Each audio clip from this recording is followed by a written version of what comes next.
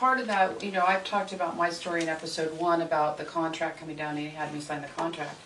He had me sign a blank contract on purpose. It's that period. Yeah. It's like, are you going to sign on the dotted line, not knowing what's on there, not knowing what is required of you.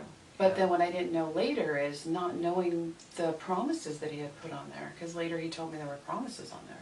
Yeah. So it was going into it and signing it. And he said, because I needed you to sign it with a pure heart. Yeah. I needed to know your heart. If you were going to come after me with everything you had, not knowing. And that's that full surrender. That's that full letting go of control that needs to come off in the wilderness.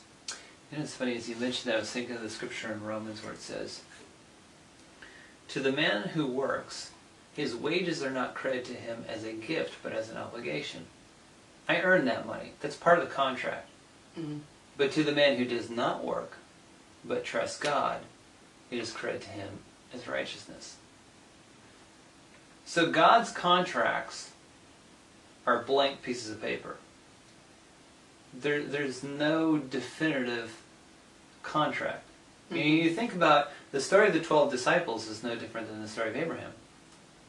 Or the story of Abram before he became because they all, it's just, follow me, come drop follow everything. me. Drop everything. Why? Don't worry about it. Just come follow me. Yeah, we'll figure it out later. Yeah. Wow. So that control thing is so huge, I know. And I think control is also tied to performance. Mm-hmm. Because we want to perform, we want to do for the Lord. And how many of us have had even ministries or stuff like that where it became more like I'm doing this for God instead of I'm doing it with God. And there is a subtle difference. I mean, it's maybe not so subtle, but, are we doing it for God or with God?